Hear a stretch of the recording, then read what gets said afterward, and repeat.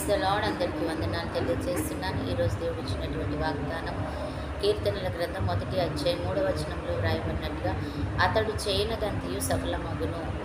నువ్వు నేను చేసేదంతా కూడా సఫలమవుతుందంట.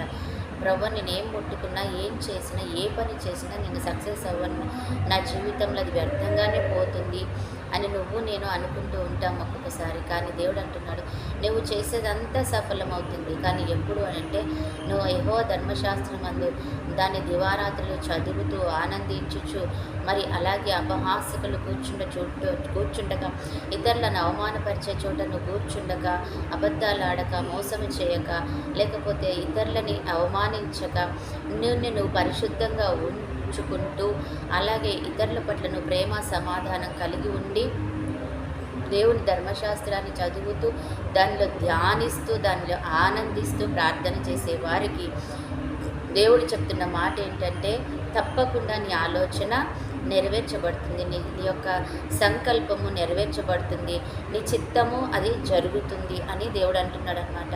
అంతేకాని నిర్లక్ష్యంగా ఉండే వారి పట్ల దేవుడు ఆయన ఇంకా సమయాన్ని వెచ్చిసి ఎదురు చూస్తూ ఉంటాడేమో. కానీ నువ్వు నేను ఆయన పక్షంగా ఉండి పోరాడినట్లయితే దేవుడు తప్పకుండా ఇస్తాడు. నిజమే కదా, మన యాకోబు పోరాడి గెలుచుకున్నాడు దేవునితోని. ఆయన పాదాలు వదల్లేదు, నేను విడవను ప్రభా, నువ్వు నన్ను దీవించకపోతే అనేసి అన్నాడు. అప్పుడు వెంటనే దేవుడు తన యొక్క నిర్ణయాన్ని మార్చుకొని ఆయన వెళ్ళిపోతున్న సమయంలో ఆయనను దీవించి, నువ్వు ఇక నుంచి యాకోబు కాదు ఇశ్రాయేలుగా నువ్వు దీవించబడిన వాడు అని చెప్పి వెళ్ళిపోయాడు. ఈరోజు మనతో కూడా దేవుడు అంటున్నాడు, నువ్వు పోరాడినట్లయితే, ఆయనతో నువ్వు ఈ రీతిగా ఉన్నట్లయితే, ధర్మశాస్త్ర ప్రకారం నడుచుకొని దాన్ని ధ్యానిస్తూ నువ్వు దేవుని చిత్త ప్రకారం ఉన్నట్లయితే తప్పకుండా దేవుడు నీకు నాకు కూడా సహాయం చేస్తాడు. నువ్వు చేసిందంతా సఫలమవుతుంది అంటున్నాడు. అటు కృపా దేవుడు మనకి ఇచ్చునుగాక. ఆమేన్. ప్రార్థన.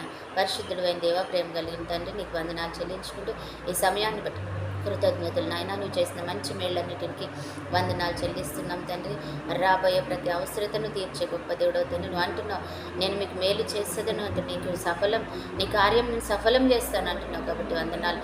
అలాగే తండ్రి, ఈరోజు ఎంతమంది బిడ్డలైతే మరి ప్రభా ఆరోగ్యాన్ని తండ్రి, ప్రభా తన కుటుంబ సమస్యలను తండ్రి, పరిస్థితులన్నింటినీ అడుగుతున్నారు, వారి విషయంలో నువ్వు వారికి సఫలం చేయండి, దీర్ఘాయుషం దయచేయండి, ఆరోగ్యం దయచేయండి తండ్రి, సమస్యలకు సమాధానం దయచేయండి అయా తండ్రి, విడుదల దయచేయండి, ఐశ్వర్యం దయచేయండి, ఘనత దయచేయండి అంటున్నాం తండ్రి. ఈరోజు బర్త్డే మ్యారేజ్ డే జరుపుకున్న బిడ్డలు కూడా జ్ఞాపకం చేసుకుని దీవించి ఆశీర్వదించి కృప చూపించమని యేసు నామములో ప్రార్థిస్తున్నాం తండ్రి. ఆమేన్.